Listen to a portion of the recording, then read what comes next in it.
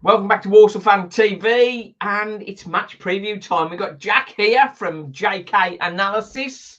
He's becoming quite a knowledge on the EFL, especially League Two, and is a faithful Fleetwood fan. Come on the cod and all that business. We've got some early viewers from Fleetwood as well, and even we got Adam Savage. He's a Bolton fan. So good to have him with us. And the other guy, you might know him as well. Baggy Kias. Do you know him? Do you know him? Yeah, Martin, Fleetwood fan. You know them. Yeah. But you're okay. So we got Callum Coyle as well. Callum Coyle's on. Cod Army. So before we get into the game,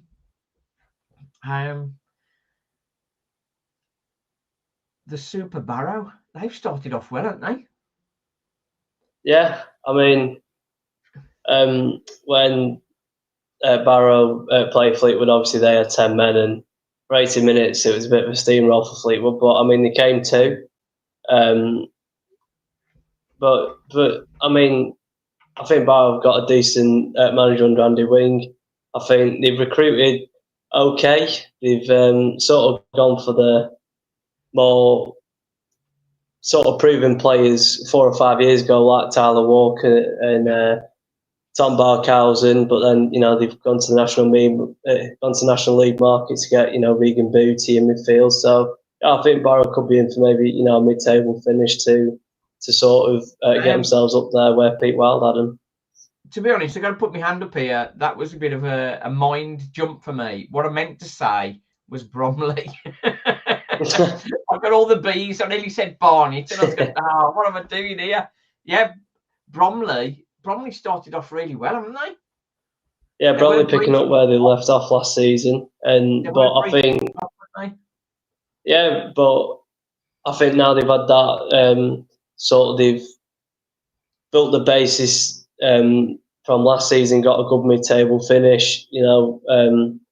Michael Cheek hasn't really started scoring the way he has done last season, but with Bromley, even though Cheek obviously was the top goal scorer and he had all them goal contributions, they're not a one-man team, and really physical.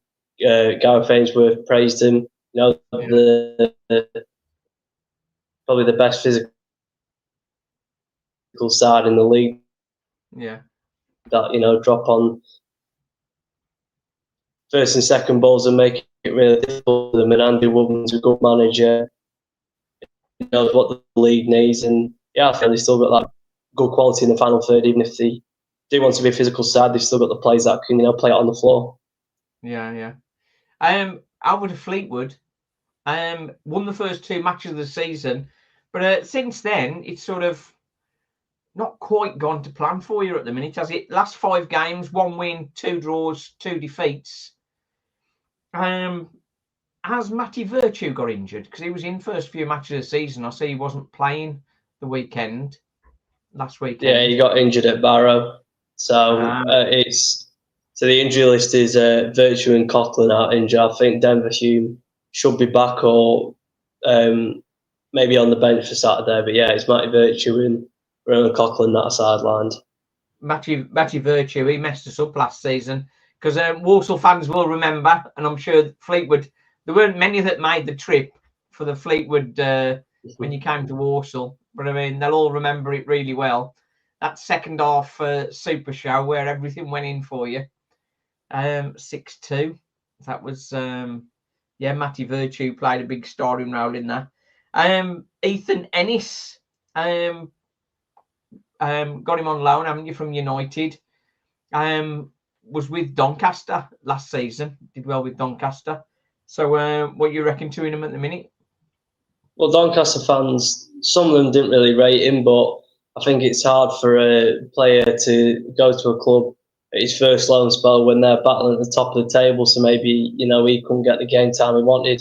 He only had, I think, 3 starts and 355 minutes in total. So for a first loan spell going into League Two, I think it's really hard for a player to sort of get into that rhythm. And I went out the game at the Bristol Street Motors, but apparently he's the best Fleetwood player on the pitch against Accrington. He sort of showed glimpses against Notts County, but I think he's more of a winger than against Notts County. He's played as a 10, so I think it looks like a direct winger that'll hopefully get some good goals for us. But I think for him to play at the wing, we need to probably go to a 4 at the back instead of a 5 at the back. But I'm happy with the loan because I know that we've tried to get the loan done for most of summer, and I think it gives us real quality in the sort of winger area that we really lacked. And obviously, it's always exciting when you get a academy player on loan from one of the big clubs in England. But we thought that when we got Ethan Wheatley last season, and again we were top of the league at the time, and then it just didn't work out, did he? No, it didn't work out for him. And breaking into a team when things were going well was going to be difficult. But then when things weren't going well, he still didn't get a shout. So I always think perhaps we sort of cast him aside too early. He's gone to Northampton in League One this season, and hopefully he'll get game time there. And I think it's difficult. I think when you're challenging at the top, there's a lot more pressure than if you're sort of just around about mid-table like Northampton are likely to be. So 100%. A couple of players that have come into Fleetwood. You got some real good experience. Ched Evans at 36 and James Norwood at 35. Some real good experience there. They're sort of off the bench guys for you at the minute, aren't they? Yeah, sort of. And I'd probably like to see more of Norwood in the starting 11 than what he has been doing. He started as a pairing against Oldham, and it seems like when the game's going to be a bit of a scrap and when it demands more, landing on second balls, which Pete Wild said that the game will be on Saturday, landing on second balls and winning the first contact. So maybe we might see Arbor, Ched and James Norwood starting on Saturday. But yeah, I think because obviously they're at that age, he won't be able to do a full 90 minutes, especially probably Ched Evans, because he's also not really blessed with pace. At least James Norwood can stretch defences, but you don't really see that with Evans. And yeah, for me, I think for us, it's handy to have them off the bench because last season, especially at the end of last season, we were looking at our bench, we were thinking that we were really bare. We were bringing young lads on that, couldn't really find the feet in League Two. But now we've got Norwood and Evans who, have been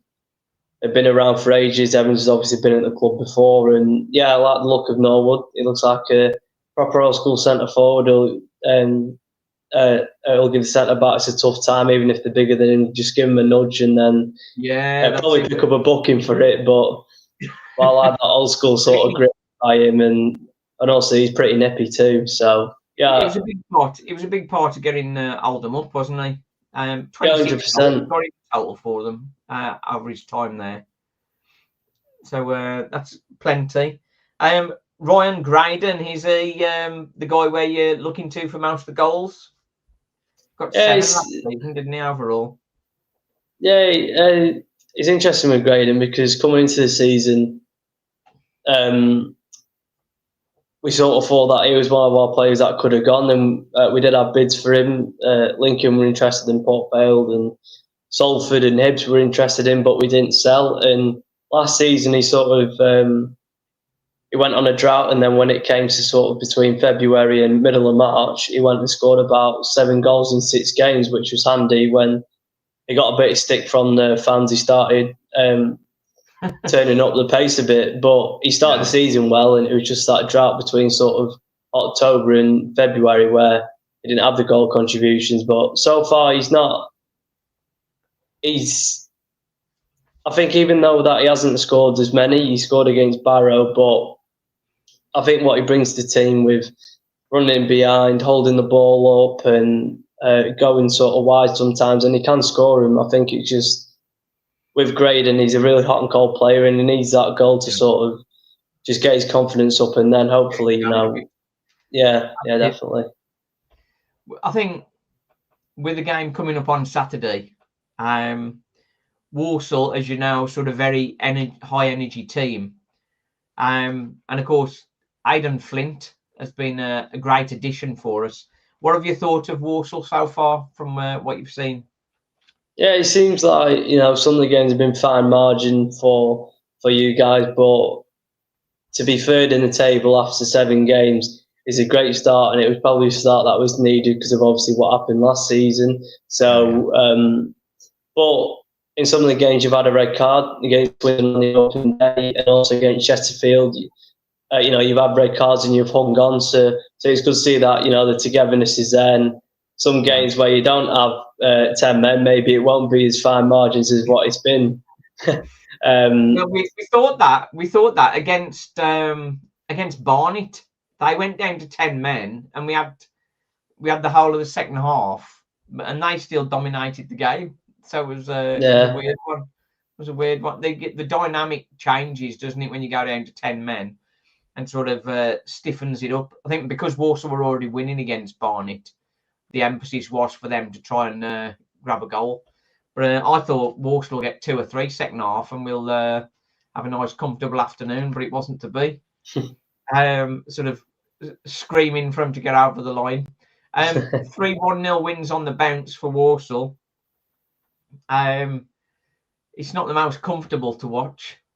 We are looking quite good defensively. But we thought that when we played you at Bescott last season, and then you just knife through butter through us. So I'll always be nervous when we play in Fleetwood. And I say, despite obviously the first 2 games of the season you won, 11th in the table at the minute, 11 points. So you're sort of still well there in contention. So where do you think you'll finish this season? Do you think you're going to finish top 7? Yeah, hopefully in around the top 7, because obviously, like I said, even with Norwood and Evans, even looking at our 18 now, it's much improved from last season. Obviously, we're only 7 games and a lot of injuries could happen, but to have Norwood and Evans coming off the bench, that's a bit of firepower. And looking at the squad, when we've also got Ronan Coughlin to come back, so we've got 5 really good strikers for this level, I think. And yeah, hopefully the top 7 finish is doable, but what I'd like to see more from us is to just start taking our chances. I mean, like I said, first 2 games was okay. Barnet, first game of the season, Sky Sports came to Barnet because they've just come up, and then we sort of weathered the storm there. Bristol Rovers, we had a good 45 minutes. Second half, they got on top, and for me, it just feels like we're conceding too many shots. And Pete Wells sort of dismissed the shots faced, but ultimately, I think we're top of the league so far for shots faced. I think something like averaging 16 per match, which, as long as we're not getting beat, it's fine. But is it sustainable to keep going? No, not really. Just keep averaging 16 shots faced per game, and keep winning. But I'd like to see just a bit of change. Like I said, with Ennis, he started as a 10 against Notts County, but Pete Wild recruited wingers, and I would rather see us go to a 4-back instead of a 5-back. Because for me, I just think a 5-back's a bit too rigid, and especially when we've got 6'5" Zach Medley playing left wing back, who's normally a centre half. It's like a basketball. Yeah. They're all right on the left hand side. All right defending corners, though, I guess. Yeah, I mean, I think defending corners, attacking corners, we're pretty good, but yeah, asking a 6'5" centre half to whip in balls from the left hand side or take the man, it's not very convenient.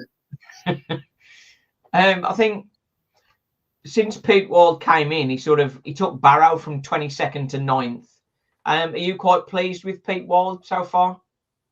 Yeah, I think Harvey's coaching career matching, the squad he's got to the division he's in. This is probably the best squad he's had. So, like you say, he's had a good track record with building teams up, over sort of 2 or 3 years. He's admitted that he doesn't just go on about this season. He goes on about, he's got 2 years on his contract, so he goes on about this season and next season just to start building.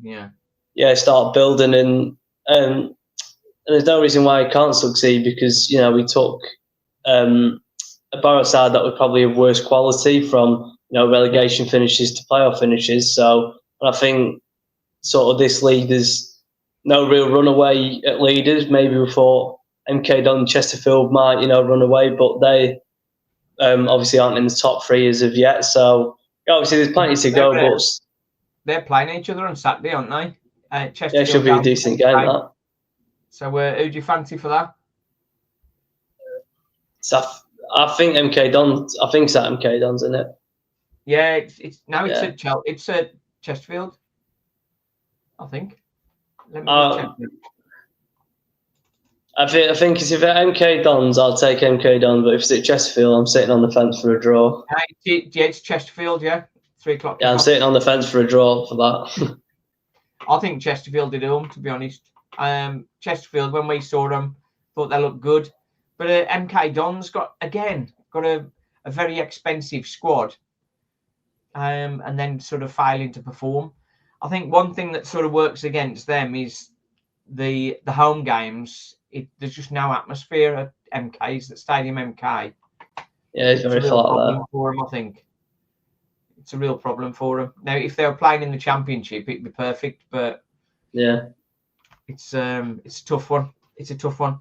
A player I want to talk to you about is Lewis Warrington, because Lewis Warrington played for you in League One, didn't he? Played every game of the season, I understand. What do you reckon to him? I think because obviously I'm guessing he's replaced Ryan Stirk in the sort of defensive midfield role. Yes, that's correct. And for the role that Stirk played, he was sort of, from when I watched Walsall last season, he sort of the dictator. So, he played it start to start. He tried to get the ball ticking, and that's ultimately what I saw with Lewis Warrington at Fleetwood. He's not sort of the physical profile that you had in the defensive midfield spot, but on the ball, he's comfortable enough to start dictating the ball, just trying to spray it from left to right and just trying to create a rhythm to the game. So I think for League Two, it's a decent addition. I think in games where it's on the floor, he just brings that extra quality into the midfield, where obviously you've got a hard worker in Jamie Jellis, and I think that'll also pair well with Charlie Lakin, who can also, show really good technical quality. Well, that was our preferred starting 11 with Jellis, Lakin, and Lewis Warrington. But Charlie Lakin's going to be missing. He's suspended for the most ridiculous sending off you could possibly imagine. It was a double yellow, but the first one, he clearly won the ball. It was just a very heavy challenge, like a solid challenge, and he won the ball. But he got a yellow card because the other guy dropped on the floor and cried a little bit. And then he got, supposedly, he put his foot down on the guy. But I mean, I've seen the replay, and I think there's nothing in it. It definitely might have been a foul, perhaps, if he did put his foot on him. But it was definitely no malice, and I wouldn't have thought it was a card. But so that was a difficult one.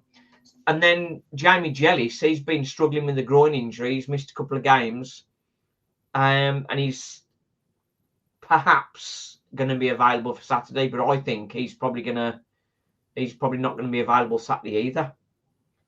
So that's messing up our midfield a little bit. And how tigerish Jamie Jellis and Charlie Lakin are for sort of getting at players. We got a player from Blackpool, Ryan Finnegan. He's looked really good, actually.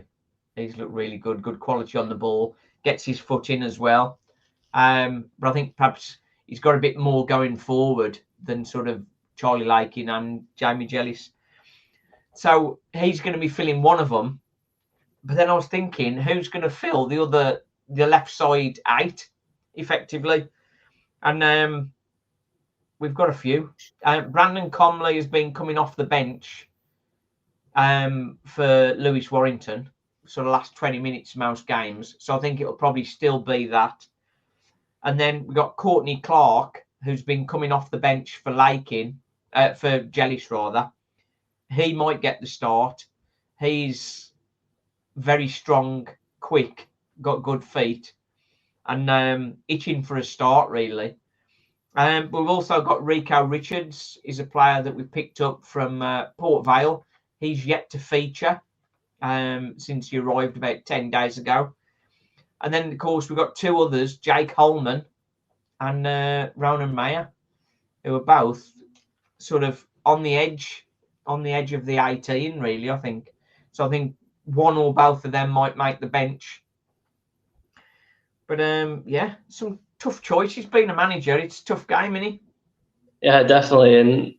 And I think Peter Wilder actually, he got asked in his interview from the BBC Radio Lancashire, how tough is it making pick your 18 on a Saturday, and how late sometimes can it be picking your squad? Because obviously, if players train better than others in training, then you might just pick them and give them the nod. But I mean, a competitive 18, I think, managers won't complain about having a headache to pick the 18 on a Saturday and a Tuesday. But yeah, I think it should be a good game, like I say. You've got players that are injured, but then you've got also players that have been knocking on the door and they're hungry for a start. And when you're third in the table, there's some momentum there. And when the players come back from injury, the players that have come and sort of slotted in there want to be replaced when the players come back.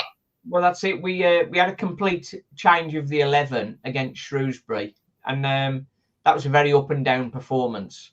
But some good performances, like Ronan Mayer, for example, had a really good game and thought, he'll force his way into the 18, but he still wasn't in the 18. And then with Rico Richards coming in from Port Vale, I think he's probably going to come in ahead of Ronan Mayer. So it's quite a strange one. I don't know what your thoughts are on this, because Ronan Mayer's our own player, homegrown player, and he is in some ways starved of minutes for if Rico Richards comes in ahead of him. So we'll be developing players for Port Vale rather than developing our own players. And Port Vale, pretty much, we were together last season, and now just because they got promoted, we're now looking after developing their players for them. What do you think about that? Yeah, it's an odd one, because obviously I've heard, I think was Mayer on loan at Tamworth last season, or he has been on loan. He did well at Tamworth. Yeah, so it is interesting. Obviously, you've heard that players have been sort of good in the loan spell, and obviously, like I say, the one of your own. But I think also we can sort of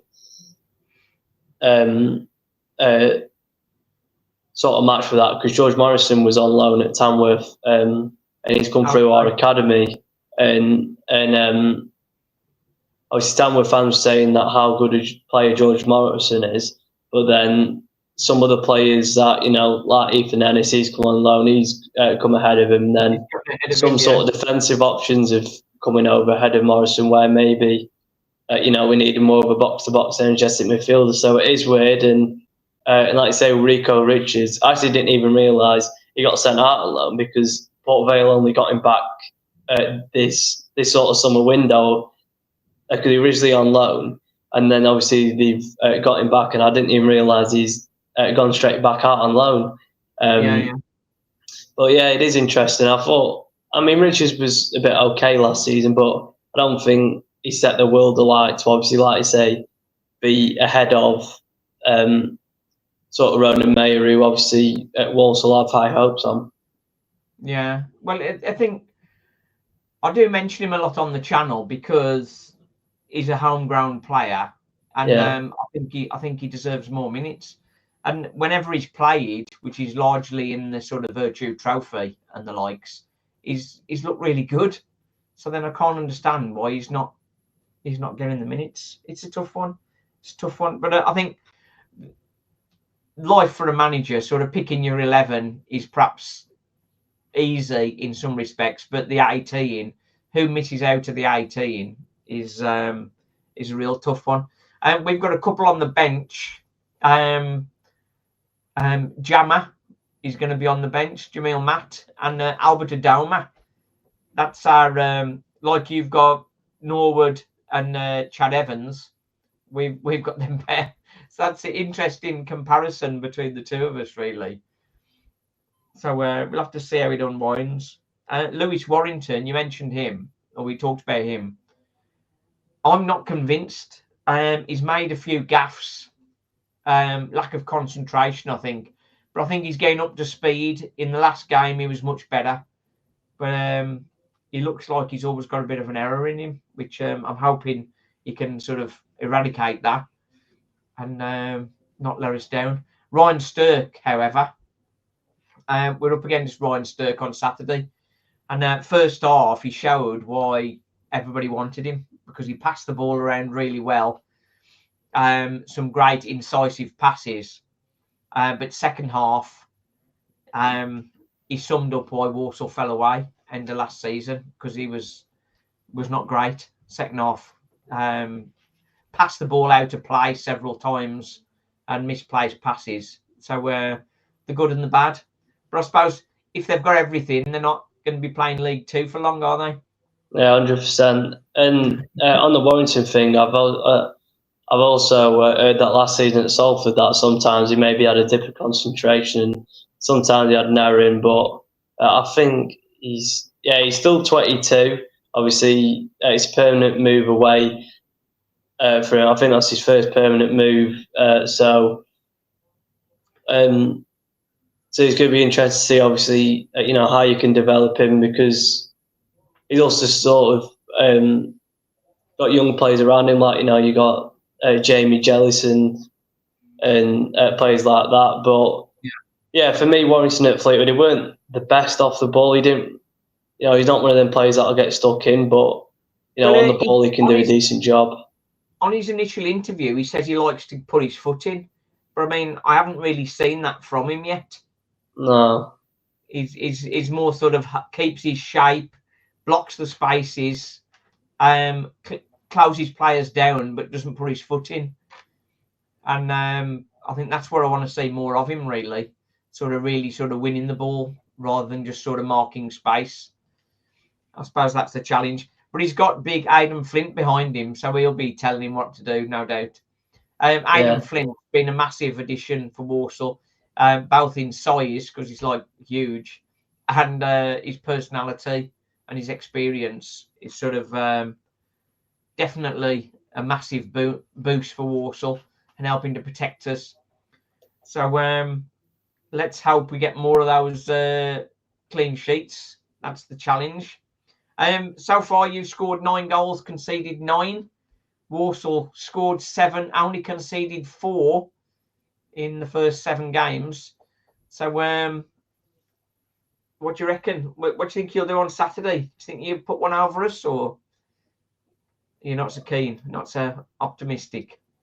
I mean, you said that, well, I've sort of labelled, the game so far that you've had a tight margins, and obviously would have had a lot of shots faced. So I think it could be maybe a game that's 2-2. I can't see, even though obviously you're third, I can't see maybe a side going into it being the favourites, because we want to extend our home form and sort of, to be tough to beat at home.